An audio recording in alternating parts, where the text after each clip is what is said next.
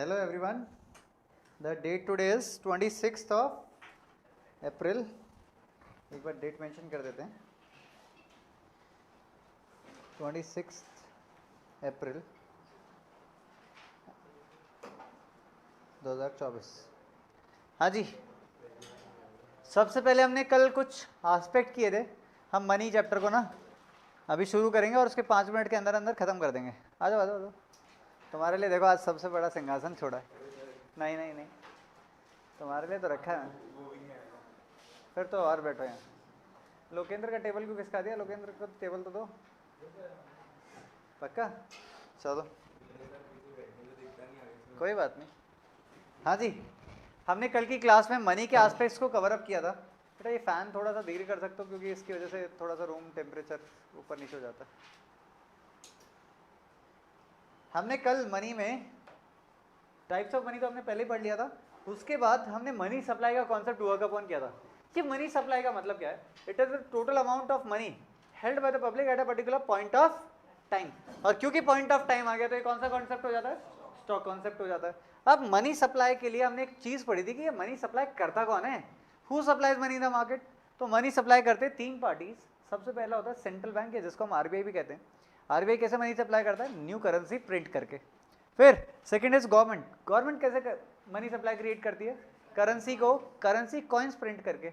और उसके अलावा कमर्शियल बैंक कैसे मनी सप्लाई करता है? बाय क्रिएटिंग क्रेडिट और लोन्स इन द मार्केट। अच्छा, मैंने इसमें एक चीज और बताई होगी, 1 रुपए का करेंसी नोट कौन बनाता है? Government of India. उसके अलावा जितने भी करेंसी नोट होंगे, क्या बात है, ये तो कितने स्मार्ट बालों को। थोड़ा सा इधर हो जाओ ना, ऐसे झुक झुक के देखना नहीं पड़ेगा। हाँ जी, आरबीआई बनाता है। ठीक है, इसके बाद हमने एक छोटा सा चीज़ पढ़ी थी कि मनी सप्लाई में क्या क्या चीज़ें इंक्लूड नहीं करते हैं। तो मनी सप्लाई में जो मनी सप्लाई कर रहे हैं उन सबके पास जो पैसा पड़ा है जो अभी सर्कुलेशन में नहीं आया वो इंक्लूड नहीं होगा।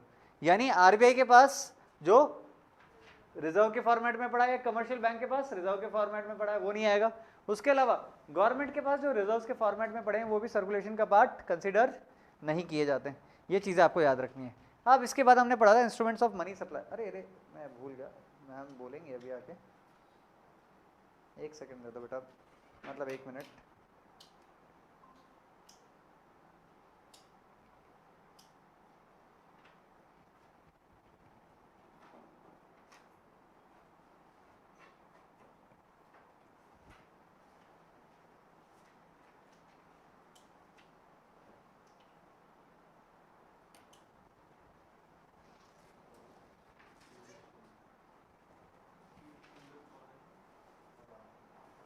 आई एम नॉट अवेयर बच्चे।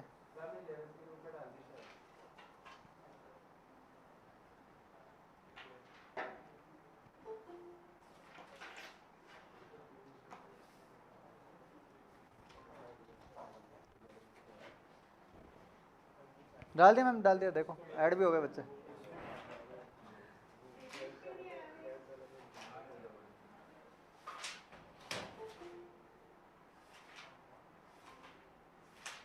हाँ जी बच्चे, हमारे टॉपिक को कंटिन्यू करते हैं। कल हमने एक एस्पेक्ट और कवर अप किया था, शायद किसी ने कहा था हमें विजिबल नहीं होता ऑनलाइन के अंदर, तो मैंने उसको शायद छोटा भी किया था, मुझे ऐसा याद आ रहा है। डेटा को ऐसा कुछ था ना, किसने कहा था कल? शायद कहा था ना ऑनलाइन में, कल या परसों किसने कहा था? लोकेंद्र। हाँ, तो माइट भी ऐसा हो सकता है कि वो सबको विजिबल ना हो, तो इसलिए मैंने उसको छोटा ही कर दिया। चलिए, instruments of money supply. Instruments of money supply की बात करते हैं तो इसका मतलब मनी सप्लाई के कंपोनेंट्स क्या क्या होते हैं। तो इसके लिए हम कंपोनेंट्स में सबसे पहली चीज़ पढ़ते हैं, that is called as M1। M1 का मतलब क्या होता है? M1 is the first instrument of money supply. और फर्स्ट इंस्ट्रूमेंट में मनी सप्लाई के हमारे पास एक कंपोनेंट आता है, that is C plus DD plus OD। C का मतलब क्या है? Currency held by the public. DD का मतलब demand deposit with the commercial bank. Demand deposit का मतलब जिसको चेकेबल डिपॉजिट या विड्रॉएबल डिपॉजिट भी कहेंगे, यानी ऐसा पैसा जो मैं कभी भी मेरे बैंक खाते से निकाल सकता हूँ। मैं कौन हूँ? मैं इंडिविजुअल होऊंगा तो सेविंग अकाउंट, और अगर मैं इंस्टीट्यूशन हूँ तो करंट अकाउंट। तो देखिए हमने दोनों मेंशन किए थे। तो डीडी का मतलब होता है demand deposit with the commercial bank. ऐसे एक कंसेप्ट होता है ओडी। ओडी का मतलब क्या होता है? Other deposits with the RBI. आप बताइए अदर डिपॉजिट्स में क्या क्या चीज़ें आती हैं?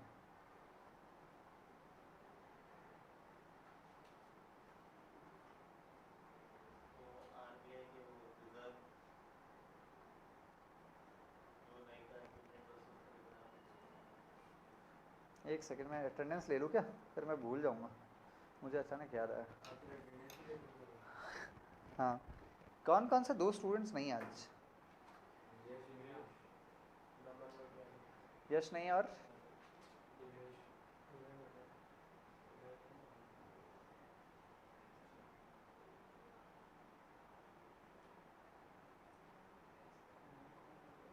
देवेश शर्मा और यशवर्धन मीना। सॉरी बच्चे, सॉरी फॉर द इंटरप्शन। हाँ जी, चलिए बैक टू द टॉपिक। हमने M1 इंस्ट्रूमेंट्स की बात की, तो M1 में क्या आ गया formula, C plus DD plus OD। इसके बाद हमने एक कंसेप्ट OD का पढ़ा था। OD के अंदर क्या क्या चीज़ें आती है, मैंने आपसे पूछा था। Yes, very good. इसको हम कहते हैं स्पेशलाइज्ड फाइनेंशियल इंस्टीट्यूशन, वो भी कहाँ के, इंटरनेशनल। ठीक है, तो इनका फंड एक तो आ जाएगा, और नहीं रिजर्व इसका पार्ट नहीं होता, अभी तो पढ़ा था अभी ऊपर हमने। देखो रिजर्व इसका पार्ट नहीं है, देखो reserve with banking system, reserve नहीं आएगा।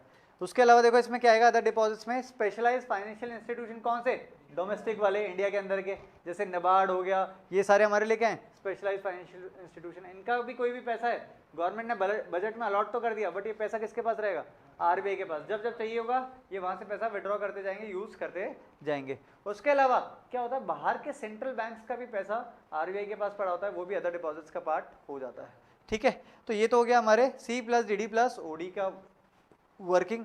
इसके बाद हमने एक कॉन्सेप्ट पढ़ा था, that is called as minimum reserve system. बहुत इंपॉर्टेंट है ये। क्या है minimum reserve system? Every time a new currency is issued in the market by RBI, it is backed by minimum reserve system in which a 200 crore rupees reserve is created, out of which 115 crore in the form of gold and the remaining in the form of cash।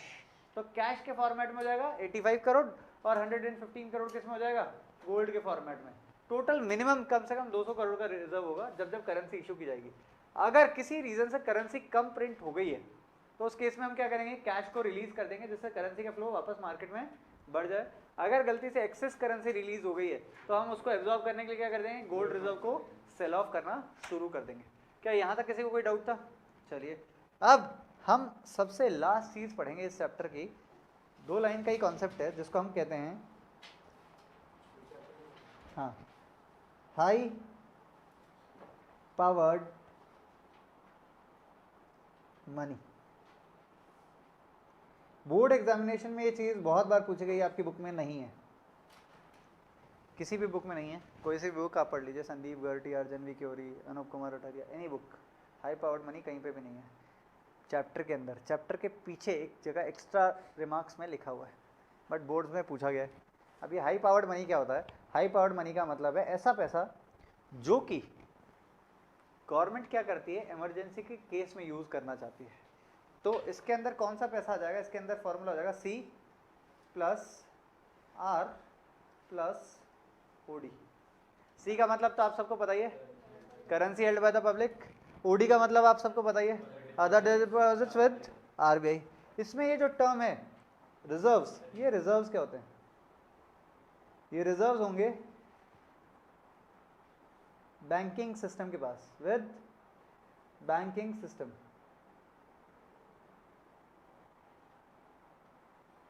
अच्छा, मैंने आपको Ukraine Russia के war के बारे में कभी बताया कुछ? शायद कल भी मैंने कुछ ऐसा यूज़ लिया हुआ है, रशिया यूक्रेन वॉर। ये रशिया यूक्रेन वॉर हो रहा है और यूएस ने रशिया के ऊपर सैंक्शंस लगा रखे हैं, तो उसका पैसा अटक गया है, कहीं से यूज़ नहीं ले पा रहा। बट क्या वॉर ख़त्म हो गया उससे? रीज़न पता क्या है, वो क्या यूज़ ले रहा है, high powered money. High powered money उसके पास बहुत सारा अवेलेबल है। रशिया के पास पूरे वर्ल्ड का सबसे लार्जेस्ट गोल्ड रिजर्व भी है, सबसे लार्जेस्ट। हाई पावर्ड मनी का फॉर्मूला क्या है, C यानी currency held by the public. तो रशिया ने क्या किया, लोगों को बोला जो पैसा बढ़ा है गवर्नमेंट को दो, क्योंकि सोशलिस्ट पैटर्न है। तो जब चाहे रशिया, चाइना, ये जो कंट्रीज हैं, ये अपने लोगों का पैसा, उनकी प्रॉपर्टी को एक्वायर कर सकते हैं। तो सबसे पहली चीज़ तो वो। फिर है R का मतलब है reserves with the banking system. अब उनके सेंट्रल बैंक के पास या कमर्शियल बैंक के पास कुछ पैसा रिजर्व के फॉर्मेट में पड़ा है, यानी वो हमेशा ज़रूरी है, रूल बना रखा है। रूल क्यों बना रखा है? ताकि इमरजेंसी सिचुएशन आए तो उस पैसे को यूज़ ले पाएँ। और एक होता है अदर डिपॉजिट्स। अदर डिपॉजिट्स का मतलब उनके सेंट्रल बैंक के पास जो पैसा पड़ा है, तो ये सारा वो पैसा है जो कि कभी भी इमरजेंसी के केस में यूज किया जा सकता है। तो इसी को इसीलिए हम क्या कहते हैं, हाई पावर्ड मनी, या इसको एक और नाम से बुलाया जाता है, that is called as monetary base. इसको हम एक और नाम से बुलाते हैं monetary base of a country, यानी किसी कंट्री की मॉनेटरी बेस, कम से कम उसके पास कितना पैसा हर पॉइंट ऑफ टाइम पे पड़ा है, that is what we call as monetary base. तो बेस मनी या मॉनेटरी बेस जो है वो इसका नाम बुलाया जाता है। तो एग्जाम्स में जो पूछा जाएगा ना, फॉर्मूला पूछा जाता है what is high powered money, तो उसके अंदर आपको फॉर्मूला लिखना है C plus D D plus C plus R plus OD. C means currency held by the public, R मतलब reserve with banking system, OD means other deposits with central bank या फिर RBI. समझ में आया? यहाँ तक कोई डाउट था? ये चैप्टर खत्म है। मनी में इतना ही था, बस इसका नाम जरूर रखिएगा, इसको हम मॉनेटरी बेस भी बुलाते हैं, ये जरूरी है। तो मॉनेटरी बेस कौन सा है, M1 इंस्ट्रूमेंट है कि हाई पावर्ड मनी है, ये आपको पता होना चाहिए। ठीक है, यहाँ तक किसी को कोई डाउट? चलिए हम अब अपना नेक्स्ट चैप्टर शुरू कर रहे हैं, दैट इज बैंकिंग।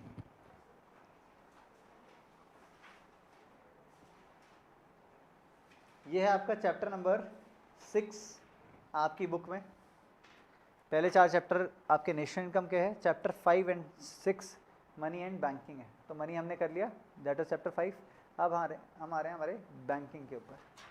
अच्छा एक बात पूछता हूँ, कोई स्मार्ट सा स्टूडेंट, और सबसे स्मार्ट तो आप ही हो, एक बात बताओ, हमारे यहाँ पे कितने टाइप्स के बैंक हैं? क्या बात है, वेरी गुड। तो हमारे यहाँ बैंकिंग सिस्टम को 2 पार्ट्स में डिवाइड किया गया, बहुत बढ़िया बच्चे। एक तो होता है सेंट्रल बैंक और एक होता है कमर्शियल बैंक।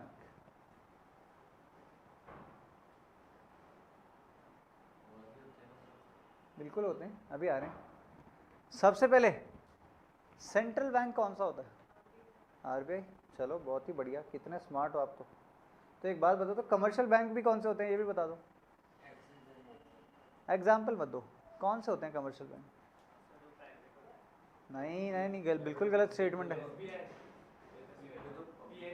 जिनका मोटिव क्या है, प्रॉफिट अर्निंग, और वो किससे डील करेंगे?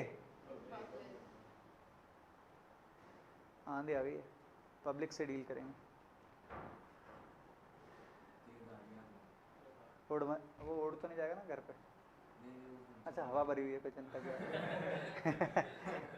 तो बाय डिफॉल्ट आपको ध्यान रखना है कि हमारे पास 2 टाइप के बैंक होते हैं, एक तो central bank and commercial bank. Central bank हमारे यहाँ पे क्या है, आरबीआई एक ही होता है। इसको हम एक और नाम से बुलाते हैं, that is called as apex institution of banking system.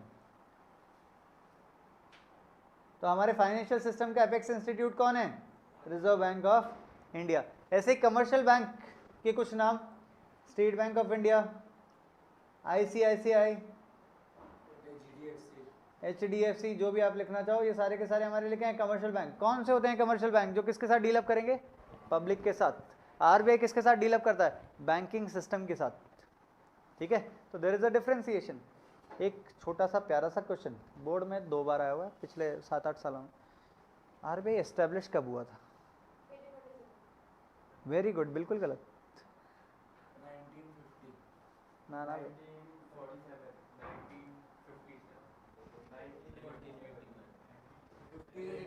बस बस बस बस समझ गया मैं तुम्हें कितनी नॉलेज है।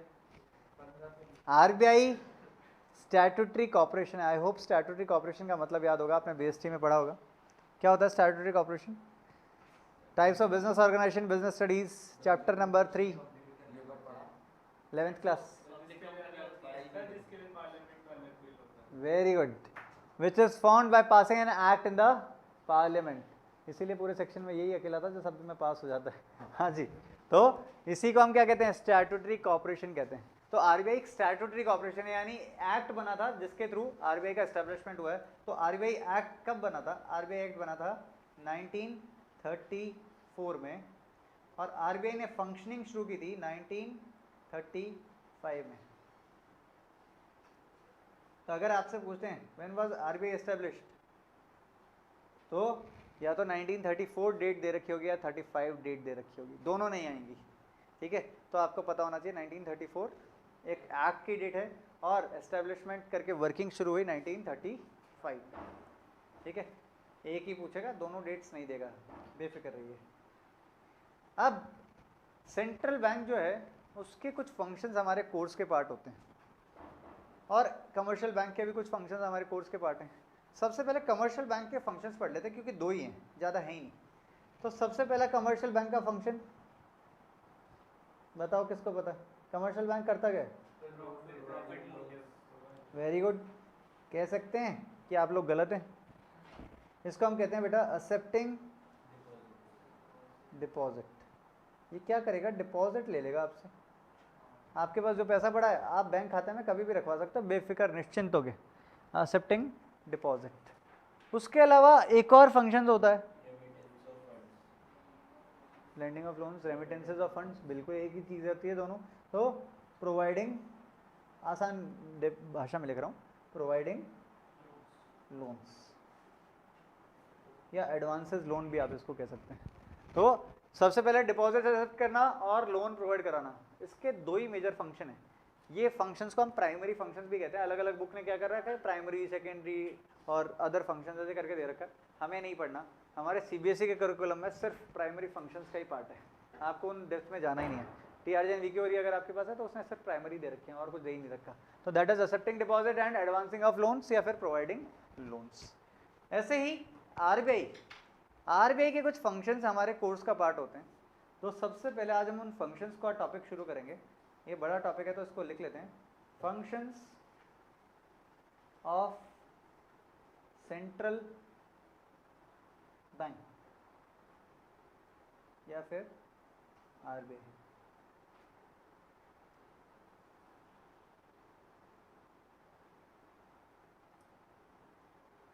सबसे पहला फंक्शन, हमने अभी थोड़े टाइम पहले एक टॉपिक पढ़ा था, हु सप्लाइज मनी, उसमें एक आरबीआई था।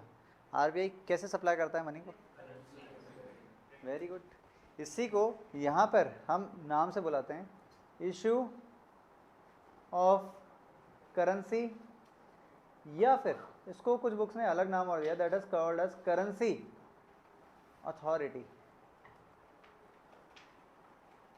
इसका मतलब क्या है कि आरबीआई इकलौता है जो करेंसी प्रिंट कर सकता है, किसी और के पास ये पावर्स नहीं है। Only RBI has the sole power to issue the new currency in the circulation of economic system.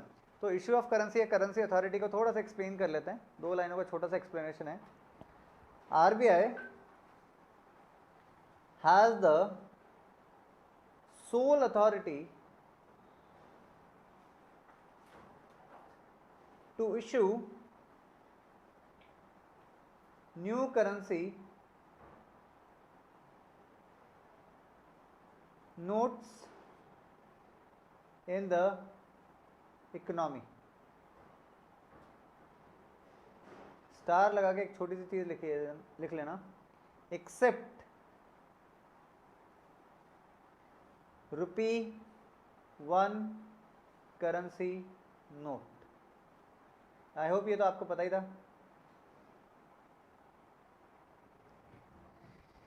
₹1 के करेंसी नोट के अलावा जितनी भी करेंसी है वो सारी कहाँ से आई है? आरबीआई से। ₹1 का करेंसी नोट कौन करता है? गवर्नमेंट ऑफ इंडिया का ministry of finance.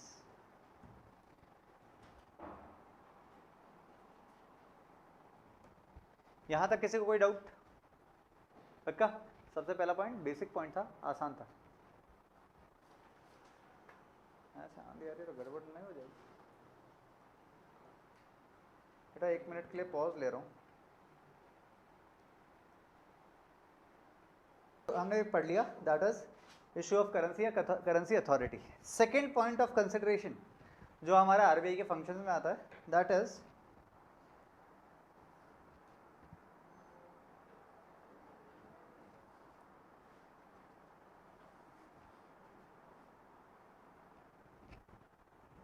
Bank to the government. Bank to the government, ये क्वेश्चन इसके ऊपर अलग से 4 मार्क्स का, explain the bank to the government as a function of RBI.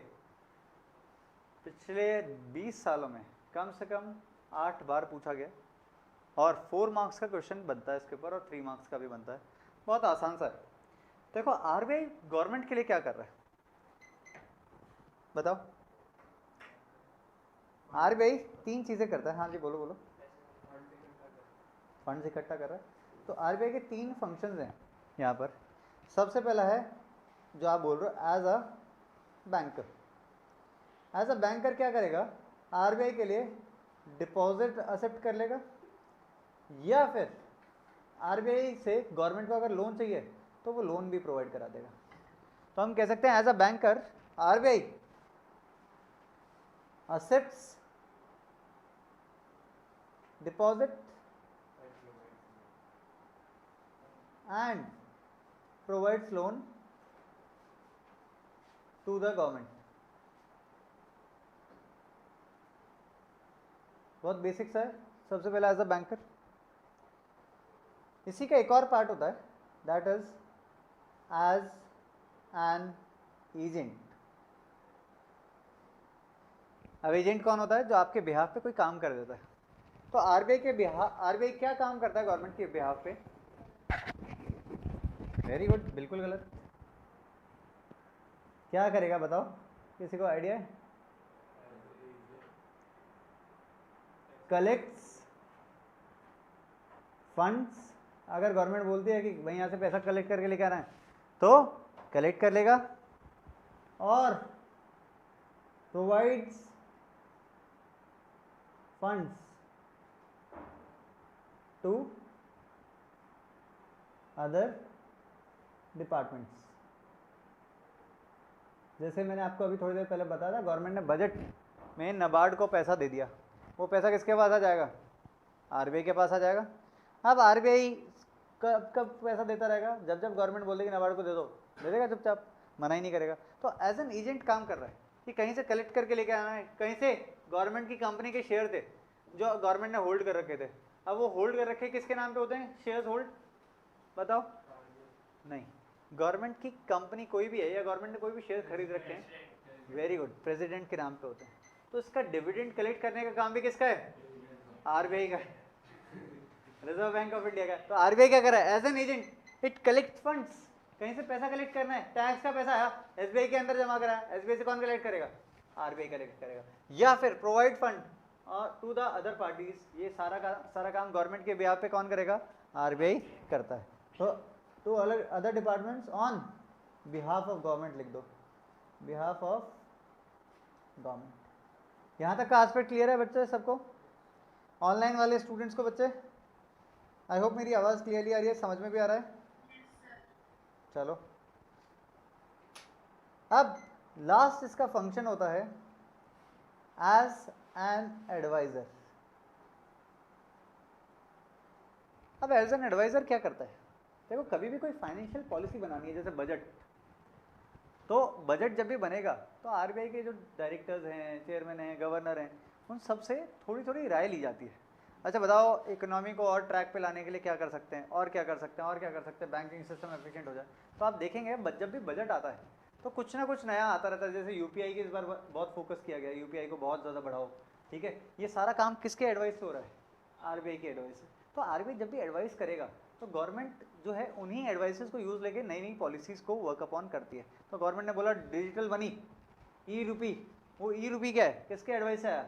RBI की एडवाइस से आया कि भाई सर्कुलेशन से ब्लैक मनी को हटाना है तो हमें ई रूपी या डिजिटल मनी पे कन्वर्जन करना पड़ेगा। तो ये वही चीज़ है। तो as an adviser it provides advice for formulation of policies, formulation of policies to the government। तो गवर्नमेंट को अगर हम बोलेंगे कि बैंकर टू द गवर्नमेंट या गवर्नमेंट बैंक, तो इसके अंदर 3 चीज़ें आ जाएंगी, as a banker, as an agent और एज एन एडवाइजर। समझ में आया क्या? ये छोटा सा क्वेश्चन इतना सा लिखने का 4 मार्क्स का बोर्ड में वैल्यू है। आपको लॉजिक पता होना चाहिए बस कंसेप्ट का। ये पिछले साल का ही बोर्ड का क्वेश्चन है। Explain banker to the government और bankers bank sorry government bank as a function of RBI. समझ में आ गया? किसी को कोई डाउट है? एनीवन? चलो अब हम आ जाते हैं इसी के थर्ड फंक्शन के ऊपर, that is bankers bank and supervisory role.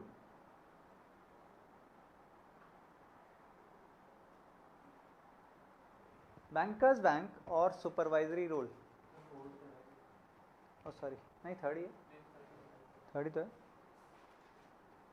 सबसे पहले हमने लिखा बैंक ऑफ इशू या इशू अथॉरिटी, सेकंड हमने लिखा bank to the government, third हो गया बैंकर्स बैंक या सुपरवाइजर रोल। इस साल के बोर्ड का पेपर था ये, उसका क्वेश्चन था explain bankers bank and supervisory role as a function of RBI. बहुत आसान सी चीज़ है। देखो इसके अंदर दो चीज़ें हैं। सबसे पहले एस्पेक्ट है बैंकर्स बैंक का और एक है सुपरवाइजरी रोल। अब बैंक का मतलब ही क्या होता है? जहाँ पे आप या तो डिपॉजिट एक्सेप्ट कर सकें या फिर लोन दे सकें। तो यानी यहाँ पर जैसा कि आरबीआई कमर्शियल बैंक के साथ रिलेशनशिप फॉलो करता है वो बिल्कुल कैसा है जैसा कमर्शियल बैंक जनरल पब्लिक के साथ करती है। तो जनरल पब्लिक के लिए कमर्शियल बैंक क्या करेगी? एक्सेप्ट करेगी डिपॉजिट और लोन प्रोवाइड करेगी। वैसे ही आरबीआई कमर्शियल बैंक का डिपॉजिट एक्सेप्ट कर लेता है और कमर्शियल बैंक को कभी पैसा चाहिए तो वो लोन भी प्रोवाइड करा देता है। तो बैंकर्स बैंक के सुपरवाइजरी रोल में लिखिए as a bankers bank it has the same relationship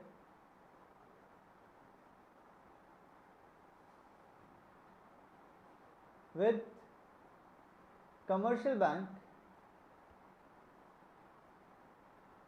what commercial bank has with public। जो पब्लिक के साथ उनका रिलेशनशिप है ऐसा ही आरबीआई का कमर्शियल बैंक के साथ रिलेशनशिप होता है, रोज का आना जाना है। ठीक है, अब इसमें और क्या लिखना है? ये तो आपको बेसिक जनरल स्टेटमेंट हो गया हमारा। It accepts deposit and provides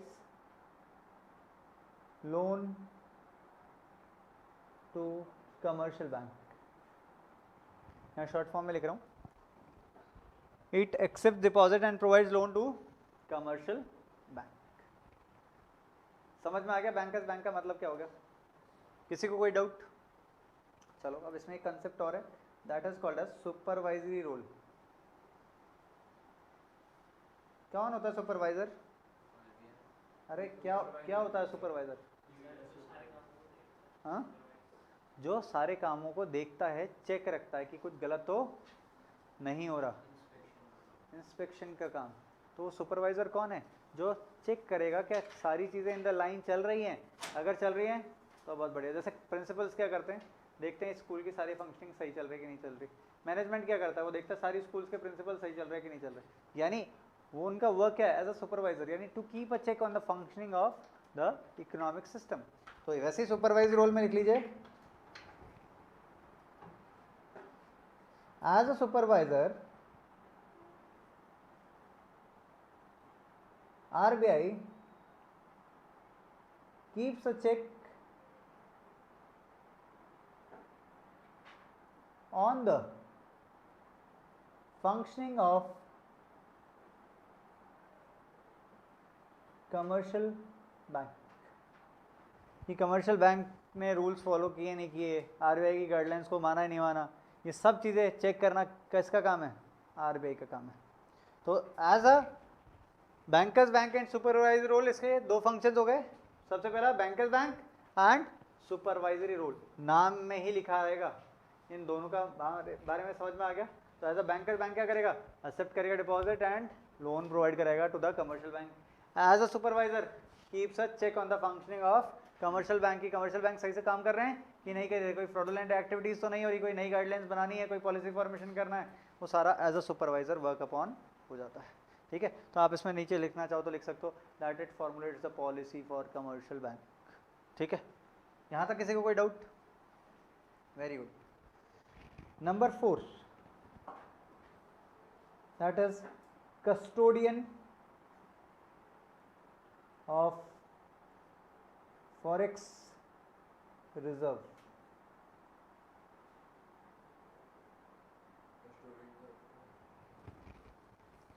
जैसे गार्जियन आपने सुना है, क्या होता है गार्जियन? जो आपका ध्यान रखेंगे पेरेंट्स के एब्सेंस में। तो यहाँ गवर्नमेंट जो है वो उसके बिहाफ पे ध्यान कौन रखता है? आरबीआई रखता है। किसका? फॉरेक्स रिजर्व्स का। फॉरेक्स रिजर्व का मतलब फॉरेन एक्सचेंज के रिजर्व्स। तो जितना भी government foreign exchange reserve hold करती है, ये गवर्नमेंट के बिहाफ पे कौन रखेगा सारा का सारा होल्ड करके? Reserve Bank of India. तो आरबीआई होल्ड भी करता है और साथ ही साथ में पब्लिक को इन्फॉर्मेशन भी देता है कि फॉरेक्स का रेट आज के टाइम पे क्या चल रहा है। तो ये रेट को कैसे ट्रैक करता है? On the forces of demand and supply track करेगा और उसी के बेसिस पे ये मार्केट में इंफॉर्मेशन प्रोवाइड कराएगा। आपने चैप्टर नंबर 2 अगर बुक से पढ़ाओ या 3 पढ़ाओ, आपने वहाँ पे एक टर्म पढ़ा होगा मैनेज फ्लोटिंग। बुक से पढ़ा किसी ने अभी तक? फिर आपने वो टर्म नहीं पढ़ा, वो उस चैप्टर का है भी नहीं। वो टर्म आएगा फॉरेन एक्सचेंज रेट करके, एक चैप्टर आता है आपका सेकंड लास्ट उसका, तो वो चीज़ हम वहाँ पे पढ़ेंगे। तो फॉरेक्स की रेट्स भी कैसे डिसाइड होती हैं, वो इंडिया में वैसे मैनेज फ्लोटिंग से होने लग गई है। वो सारी चीज़ें हम वहाँ के चैप्टर में पढ़ेंगे। यहाँ के लिए तो आप सिर्फ इतना याद रखिए कि गवर्नमेंट के बिहाफ पे जितना भी फॉरेक्स का रिजर्व है वो कौन होल्ड करता है? Reserve Bank of India hold करता है। तो RBI holds the reserve of foreign exchange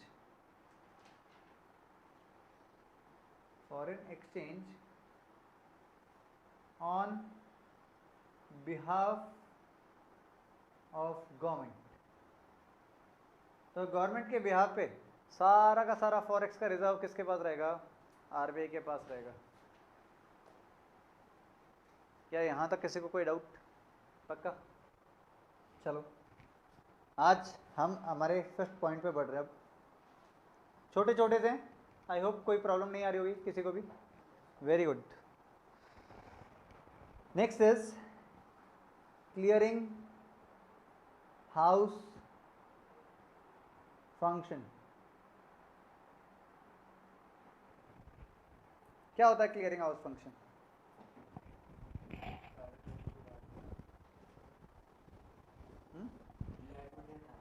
नहीं, what is clearing house function?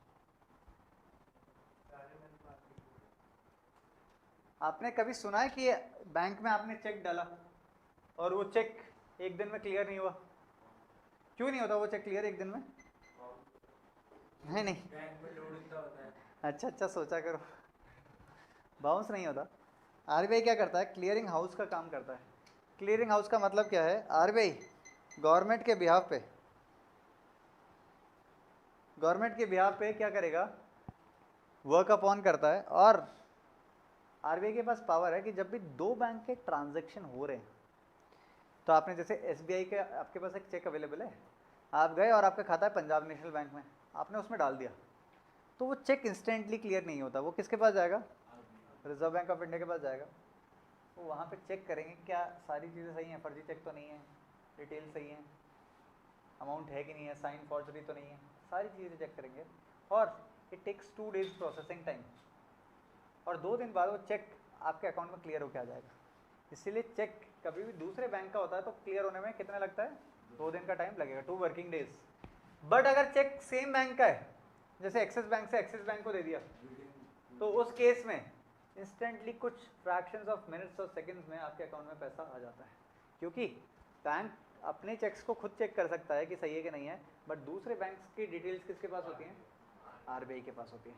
तो उसको हम क्या कहते हैं? हमारा clearing house function of RBI भी कह देंगे। क्या ये चीज़ क्लियर है? पक्का? किसी को कोई डाउट? तो चलिए क्लियरिंग हाउस फंक्शन को थोड़ा सा एक्सप्लेन कर लेते हैं। हाँ जी, लिखिए क्लियरिंग हाउस फंक्शन। पहले तो समझ लो, एक बात समझा देता हूँ, ये क्लियर भी कैसे करता है।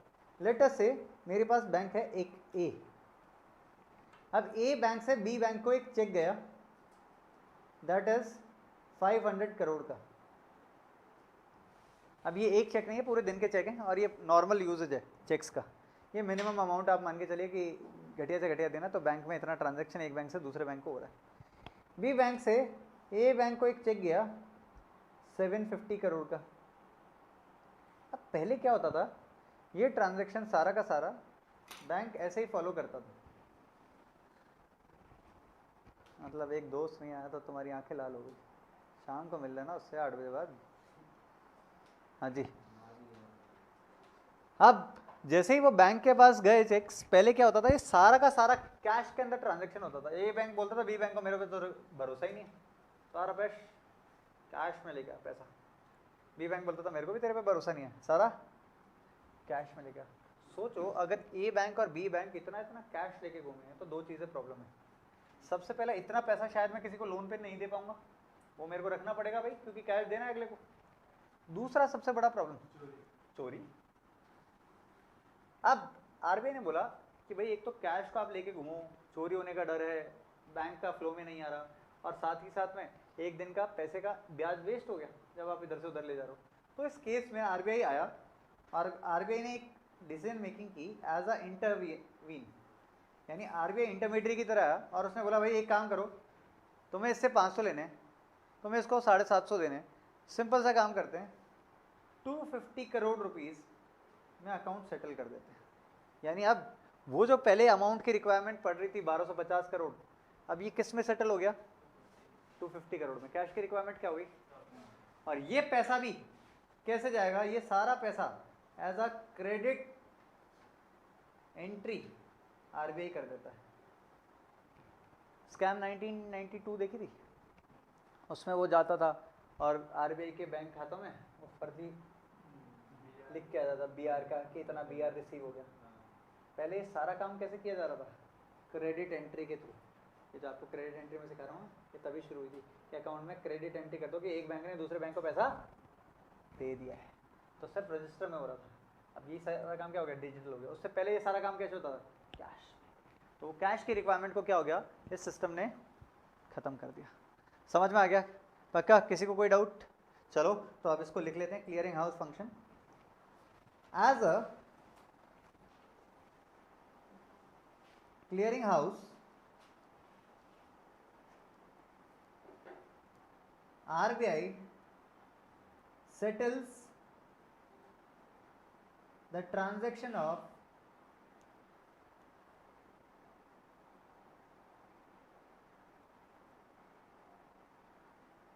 intra-bank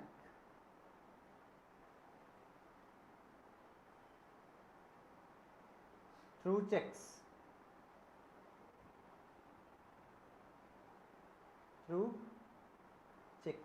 तो जितने भी ट्रांजैक्शन हुए थ्रू चेक्स उसको ऐसे सेटल डाउन करता था। अब इसको एक्सप्लेनेशन को लिखो। Example, if A issues a check of rupees 500 crore, if A issues a check of rupees 500 crore to B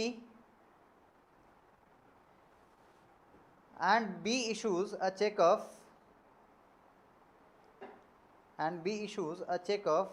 rupees 700 crore to C, oh sorry, to A, RBI check of rupees 700 crore to A, अरे 700 लिख लो यार, तुमने अगर यही example लिखा तो 750 लिख लो, उससे क्या हो जाएगा, to A, then RBI will settle the accounts,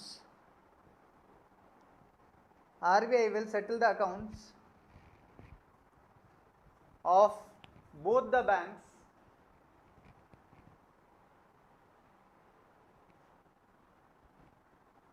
by providing a credit entry of rupees,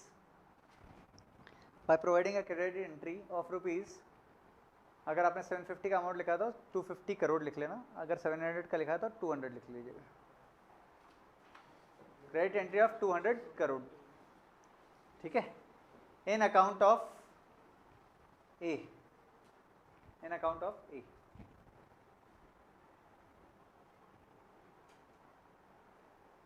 it reduce the requirement of cash,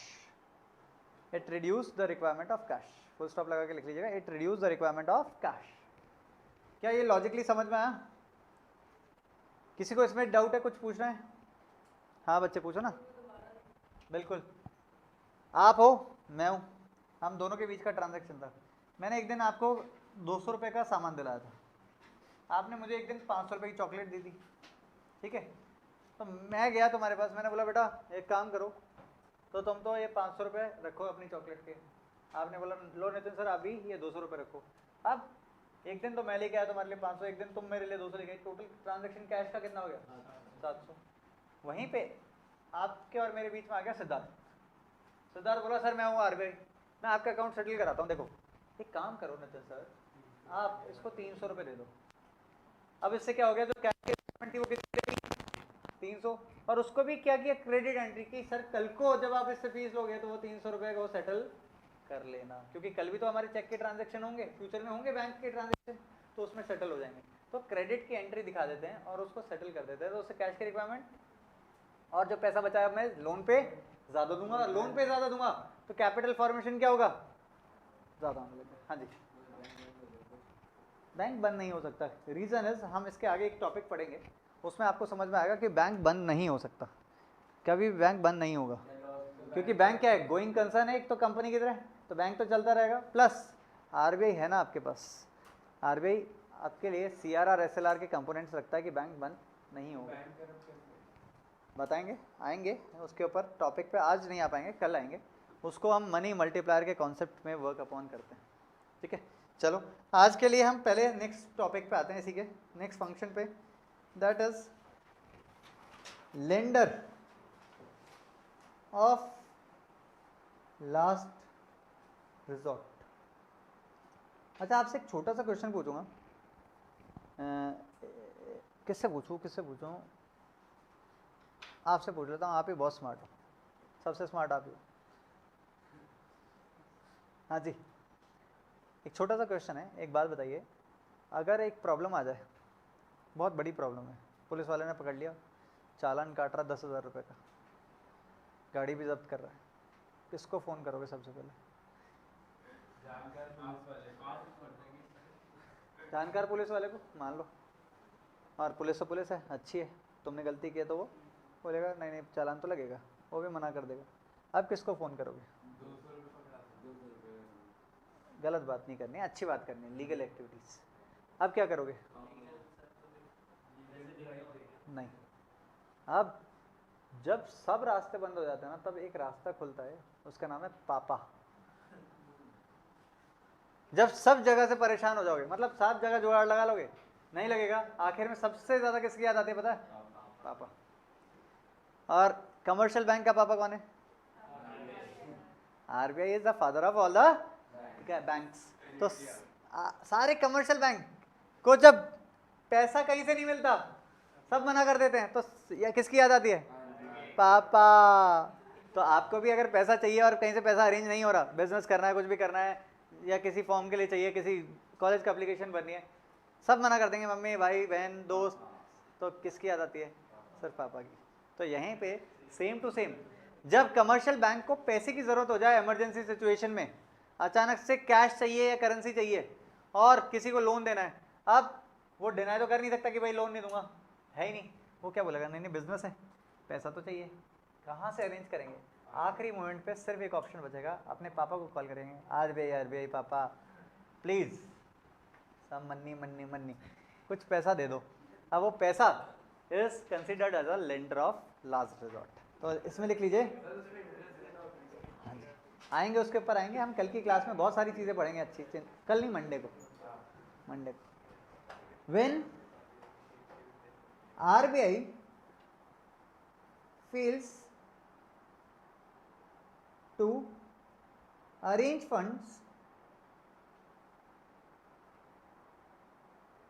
in commercial bank लिखना था, सॉरी समझा दिया, बट इमोशनल हो गया मैं, पापा के नाम से इमोशंस आ ही जाते हैं।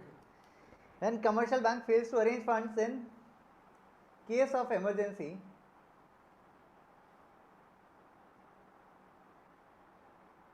then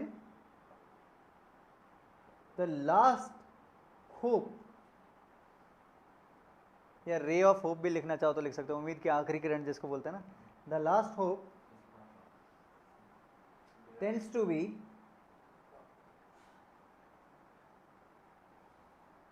to rely upon RBI। तो जब कहीं से पैसा नहीं मिलेगा, कहाँ से मिलेगा? RBI से मिलेगा।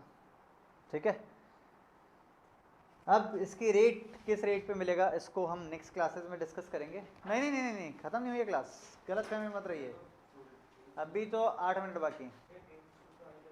क्या बेटा? टेंड्स टू रिलाई अपॉन मतलब भरोसा, रिलाई अपॉन RBI। तो जब कहीं से पैसा नहीं मिलता, RBI से मिलता। चलो लास्ट पॉइंट समझाने की जगह एक स्टोरी सुनाता हूँ, ज़रूरी है इस टॉपिक से रिलेटेड। ना ना ना ना बंद नहीं करनी है, सुन लो, इस टॉपिक से रिलेटेड है। एक बार क्या हुआ था, सूरत दो चीज़ों के लिए बहुत फेमस है, बताओ क्या क्या? एक तो कपड़ों के लिए बहुत बढ़िया, टेक्सटाइल का सबसे बड़ा मार्केट पूरे एशिया का सूरत में। दूसरा है, किसी बच्चे ने बोला डायमंड पूरे एशिया का सबसे बड़ा मार्केट वापस से सूरत से शुरू होता है। मार्केट का मतलब वहाँ पे मैन्युफैक्चरिंग होती है, ज़मीन से निकलता है।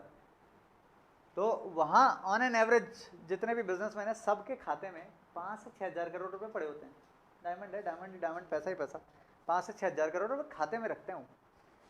और सेविंग खाते में मतलब FD के अंदर रख देते हैं, और सेविंग खाते में 500 से 600 करोड़ रुपए आपको हमेशा मिल जाएंगे। अब एक बार किसी ने अफवाह फैलाई, ये बात है 2004 की, कि ICICI बैंक बंद हो रहा है।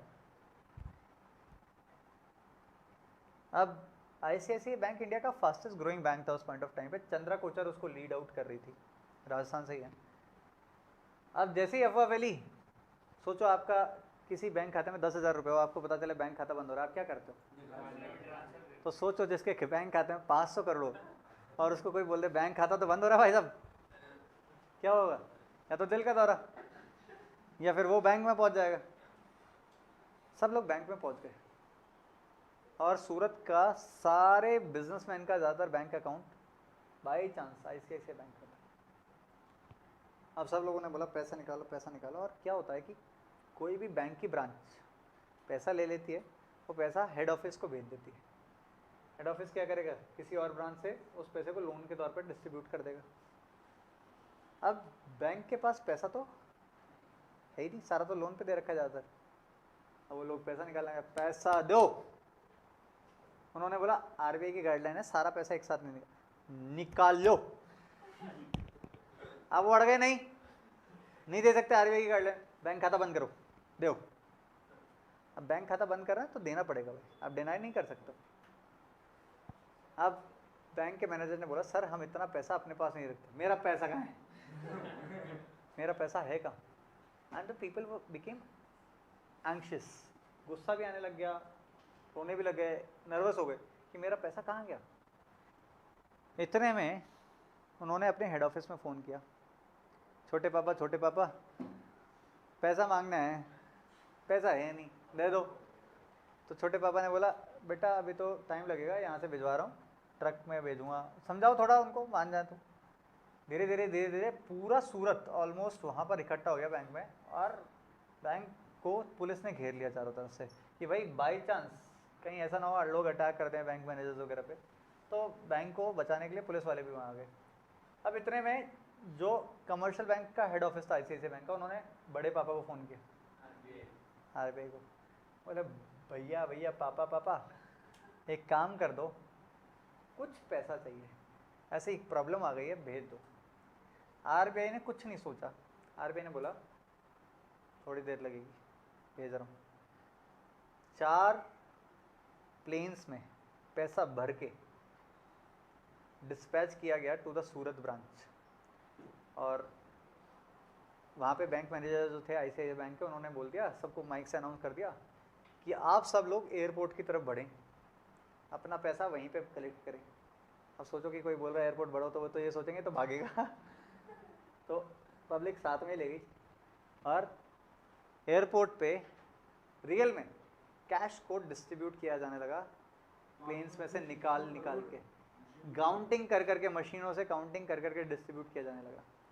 पूरा पैसा डिस्ट्रीब्यूट करने में करीबन 2.5 दिन का समय लगा, सब लोगों को पैसा मिल गया पूरा का पूरा। तब RBI ने स्टेटमेंट इशू किया for the first time. RBI ने बोला RBI is just not a regulator, it is a facilitator to banks as well as public. इसका मतलब क्या है? किसी को चिंता करने की जरूरत नहीं है. अगर RBI ने किसी को लाइसेंस दिया है, इसका मतलब RBI गारंटी लेती है कि आपका पैसा कहीं नहीं जाएगा. आप बेफिक्र रहो. 15-20 दिन निकले, लोगों ने देखा कि भाई ICICI बैंक के ऊपर तो RBI का हाथ है. RBI ने ICICI को इतना सपोर्ट किया कि ICICI 2014 तक इंडिया का largest and fastest growing bank बन गया. लोगों का इतना भरोसा आ गया ICICI बैंक. भरोसा क्यों आया? क्योंकि जब कहीं से पैसा नहीं मिलता तो कहाँ से मिलता है? पापा से मिलता है. ये वही पैसा था. Thank you everyone. I love you all.